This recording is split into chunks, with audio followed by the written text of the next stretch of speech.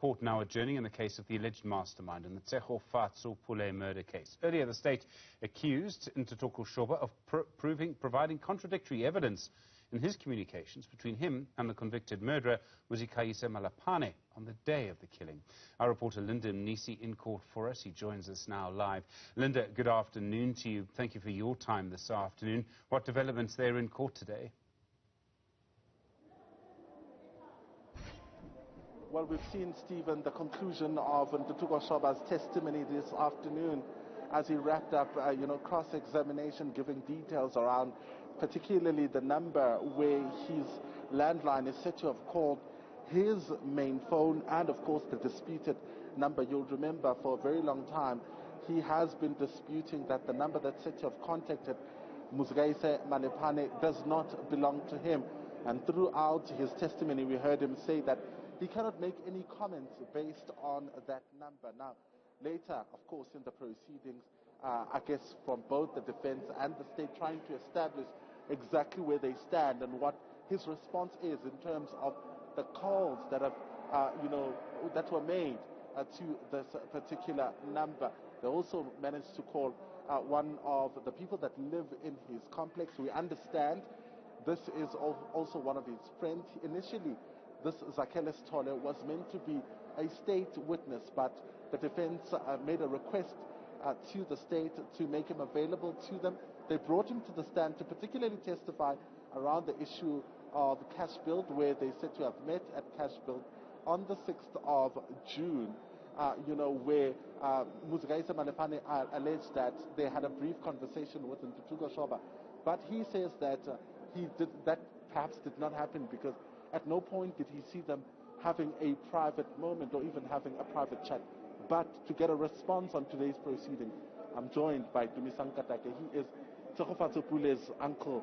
I mean, for a very long time, you've been wanting to hear, Dumisang, from Muzikayise Malephane. That is done and dusted. But you also got to hear over the past 3 days from Ntuthuko Shoba. You said his arrest confirmed your suspicions as a family. What do you make of his testimony? Look, I don't think he came across as a person who had regard, first and foremost, of Tsegofatso, the mother of the unborn child, as to the manner in which she was killed. I don't think she had regard to that aspect. Secondly, he also came across to me as a person who had no regard to us as a family, the manner in which we lost Tsegofatso. So if I were to sum this up, I would say he showed no regard at all to our loss. Yeah. And if you look at the nature of the relationship that he described, he gave to us some interesting details, around how they, were anticipating the baby, how he consistently also reassured her that he would be there. From your experience as a family, is there any truth in the WhatsApps, in what he said? Look, Tsego is speaking for herself, even though she's lying in the grave. The WhatsApps, they prompted her to participate. And Tsego begged her to participate in the child's life. At some point, she even reminded her that, listen, I think you don't want to have this child with me. Prompted her, even told her that at this point in time, the extent of my pregnancy, I'm supposed to take medication, and you are yet to even buy that medication for me. So he mustn't tell us that story that he cared for Tsego and the baby. Yeah. So from where we're standing right now with the case, would you say that as a family, you've gotten the truth? You know exactly what happened to your daughter? Look, he was dodgy on that aspect. The only testimony that we can rely upon with regards to what happened to Tsegofatso is that of Mr. Malephane. But with regards to his association with Mr. Malephane, he was non-responsive with regards to those questions when they were posed to him. So as it stands, it's according to him, Tsego was picked up by a stranger on the fatal evening of the 4th of June 2020. What do you think will come out of these proceedings? We understand there's only one more witness that will be called, and that is the girlfriend of the convicted killer, Muzikayise Malephane. And we're told she's going to be testifying on a very small issue, which indicates to us that we're right at the tail end of the trial. What do you think will come out of this trial? Do you think you're guaranteed a conviction?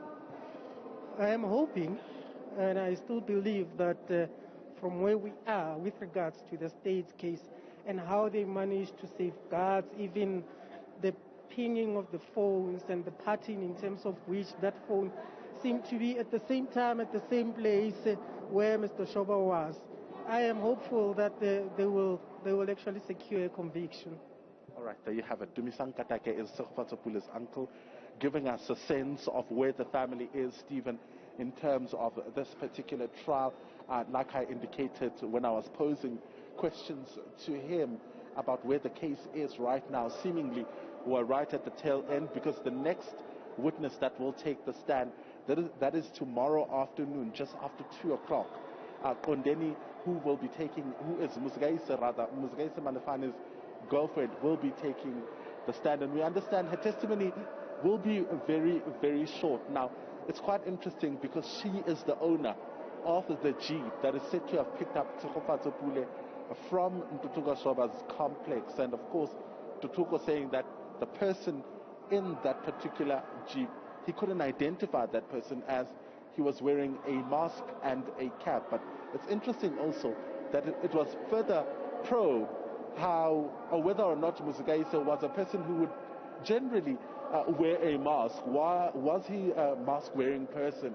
You know, given the fact that we are in a pandemic. And he says in other instances where he has met him, he's never worn a mask. So it'll be interesting to hear what her testimony is around, of course, this particular issue. And given that Tsegofatso was hung just 800 meters away from her house.